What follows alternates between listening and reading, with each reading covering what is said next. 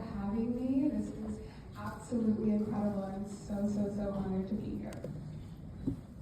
Desire might be the most damning word within the female psyche. Desire is the greatest informant of our oppression, both in being desired and in experiencing desire ourselves. The desire of our bodies has been used to justify the violence that we endure. It kept us in the home, away from school and work, and away from self-actualization. Desire has become a limitation on women. Because our bodies are desired and not our brains, we can never be brilliant, nor funny, or thoughtful, or strategic. These things have nothing to do with the desired body, therefore they are uninteresting and completely discarded. But as women, we often want nothing more than to be desired. Only desired women get celebrated. They get the magazine covers and the film's leading role. Most importantly, they get the thing women are told to value the most, a man choosing them. The technicalities of desire is something women are taught as they grow. Safe to say that as a 2000s baby, one of the most significant places I learned about desire was the internet. For years, I considered the best day of my life to be the day I got my first phone. I needed to get online. As a child in the internet age, I knew that social media was where everything important and interesting happened. The internet taught me about desire. It taught me how to become hot, what to eat, how to use retinol, when to start Botox. Dance trends taught me how to move my body in a way that men liked. I was 13, watching TikToks of girls teaching me how to let a man choke me without killing me. The internet was telling me that I had a female body that men wanted and had a very particular expectation of. Along with that, it was threatening me with the social ostracization I experienced if I didn't comply. If you dared to be ugly, dared to allow yourself to go unpicked, you'd fade into obscurity. You'd be useless and forever ignored. What the internet did for patriarchy was give it an easier time reaching young people, as well as giving it a brand new way to oppress us. The ease of smartphones made it so that any woman with a camera could be a porn star. The desire men have for the female body, the desire to sexually subjugate women, got much easier. The buying and selling of sex was no longer something happening in some faraway motel or street corner. It was on your timeline. It was your favorite influencer starting an OnlyFans for extra cash. But the desire to buy sex from every woman would have never have worked without destigmatizing the act of selling sex.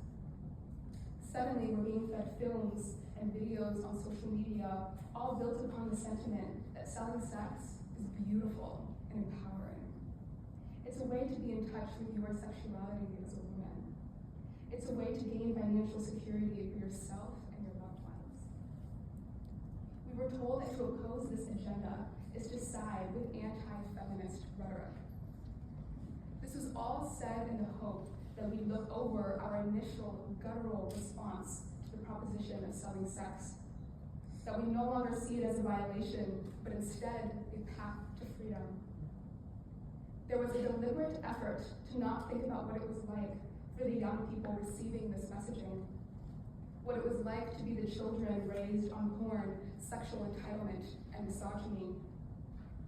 These stories were buried because they threatened the narrative that prostitution was a net good to society. But we know the truth. In homes everywhere, phone screens are illuminating the faces of children, showing them the most violent and abhorrent sex acts imaginable. It's teaching them their role as boys and girls. Men physically, verbally, and psychologically degrade women. Women receive that violence. Porn tells children that every woman is a category. Teen, MILF, spicy Latina, an Asian schoolgirl, a black whore. She's the girl next door, the girl going on a run, the girl next to you on the bus. Porn says that every woman is always sexually available and always willing to do whatever a man wants. These children go to school with this new way of looking at their peers. My school years were littered with times of watching boys imitate orgasms or hump their friends in the cafeteria. At the bus stop, boys would randomly pull up their camera roll to show the collection of girls' nudes they had. While in my 6th grade social studies class, a boy came up to me and asked me to stick a ruler down my throat to see how many inches I could fit in. None of these events were particularly startling or noteworthy. Our porn-sick, misogynistic culture had completely normalized them. As a girl in this society, you have the option to either disengage and risk social abandonment, or play into it to hopefully receive acceptance. No one wanted to be the girl no boy cared about, the one that failed at doing the only thing girls are considered good for. If you wanted the gaze of boys to turn soft on you, then you had to play into their wants. Be the girl in the porn scene, send the nude, don't complain. Existing in these bodies became an all-consuming prison sentence, one that at times feels easier to give into than resist. The hypersexualization of our bodies gave us little space to be anything other than sex objects. Coupling that with how as a woman, receiving love, care, and acceptance is contingent upon your desirability, it makes sense why so many of us have given into this coercion, how we've fallen for the narrative that our bodies are the most interesting part of us.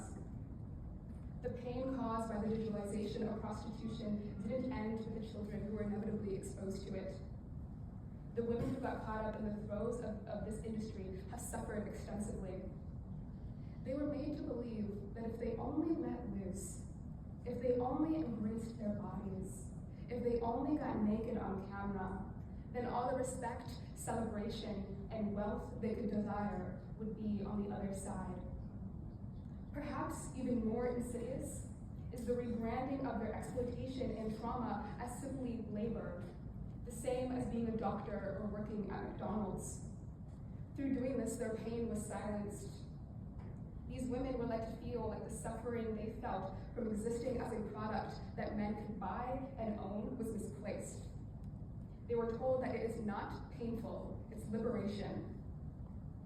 Their suffering is not fictitious.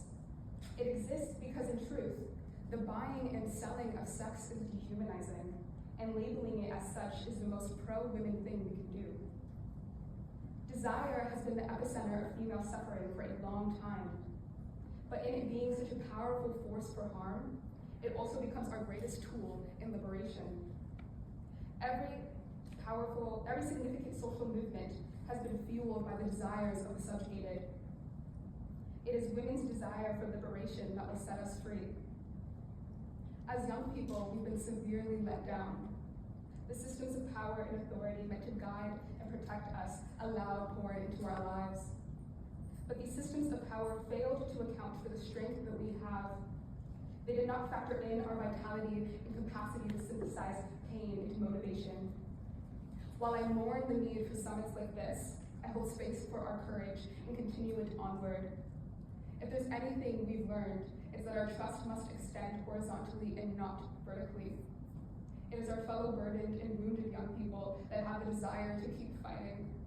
That is where our trust lies, and thankfully, that is where the keys to liberation lie as well. Thank you.